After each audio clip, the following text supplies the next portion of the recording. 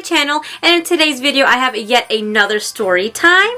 I will be reading the Pop Classics Home Alone book. You guys really seem to love the Elf Storytime read-along, so I was like, let me pop on here and do another Pop Classics, and Home Alone is one you can't miss. If you guys want to read along with me, please keep on watching. Home Alone. Home Alone, the classic illustrated storybook based on the story written by John Hughes and directed by Chris Columbus, illustrated by Kim Smith. 'Twas 3 nights before Christmas and the McAllister family was getting ready to leave for vacation. Everyone was busy packing. Everyone except Kevin, who was busy getting into trouble. "Go straight to bed," his mother demanded. "That's enough trouble for one day." Lying in bed, Kevin could hear voices and laughter coming from downstairs. Everyone was having fun without him. "I hope I never see my family again," Kevin whispered. "I wish I was home alone." The next morning, the house was very, very quiet. No one was shouting, no one was running around, no one was telling Kevin to hurry up and eat his breakfast. No one was home. Finally, Kevin realized what had happened. "I made my family disappear!" For the first time ever, Kevin had the house all to himself. He raced up and down the halls. He jumped on all the beds. He ate a giant ice cream sundae for breakfast. After watching hours of television, he searched through his brother's private stuff and rode a toboggan down a giant mountain. Ah! He even tried his father's aftershave lotion. This was not a good idea. It stings. But sometimes it was scary to be all alone. Kevin was especially afraid of his next-door neighbor. Old Man Marley was the scariest person who lived on their block. And that night, Kevin heard whispers outside the living room window. Burglars were snooping around his house.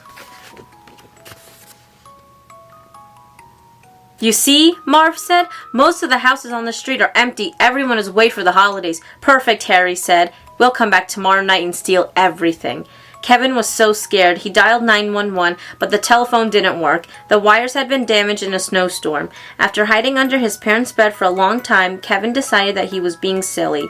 "Only a wimp would be hiding, and I can't be a wimp. I'm the grown-up of this house, and I need to act like one."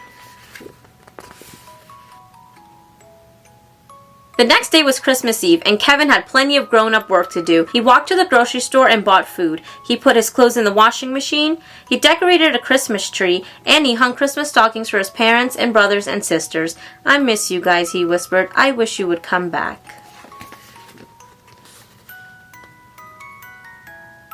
Kevin's family always went to church on Christmas Eve, so that's what Kevin did too. After the service ended, he saw his scary next-door neighbor, Old Man Marley, sitting nearby. "You don't have to be afraid," Mr. Marley said. "The kids in the neighborhood have lots of spooky stories about me, but they're not true." After they talked for a while, Kevin realized that Mr. Marley was in fact a very nice man. "Are you visiting anyone for Christmas?" Kevin asked.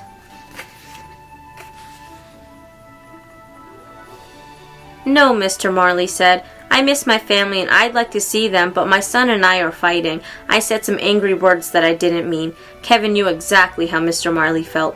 Kevin remembered wishing his family would disappear, but he hadn't really meant it. "You should try talking to your son," Kevin said. "Maybe I will," Mr. Marley said. When Kevin left the church, it was already dark. The burglars would be coming soon. He ran all the way home.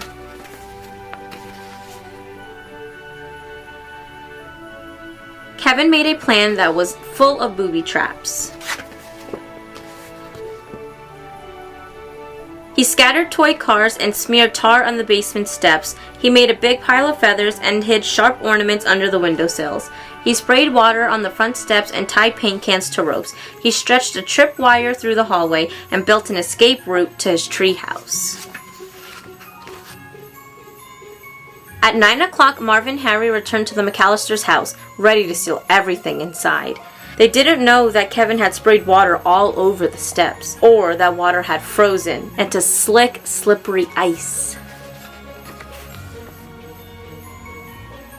The burglars stumbled into all of Kevin's traps. "Yuck! Ew! What? Ew!"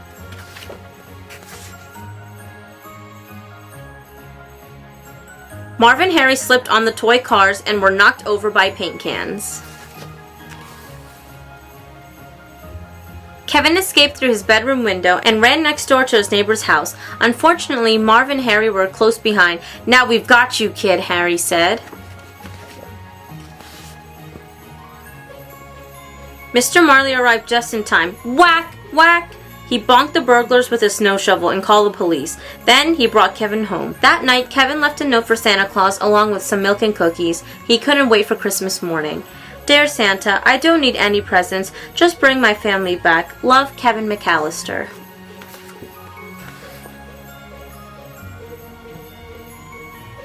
When he woke up the next day, Kevin rushed into the living room. "Mom? Dad? Is anyone here?" No one answered him. Then he heard a familiar voice. "Kevin? Is that you?" His mother was home. "I missed you so much," he said, giving her a giant hug. "I missed you too," she said. "Where are all the others?" Kevin asked.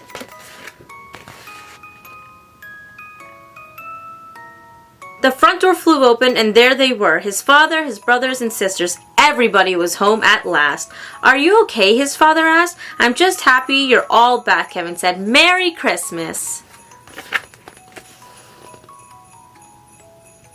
The end. So that was it for today's video. If you guys enjoyed this video, please give me a big thumbs up. Don't forget to hit that subscribe button and to leave some comments down below on what other videos you guys would like to see. And don't forget to turn on the notifications bell so you guys will never miss any uploads of mine.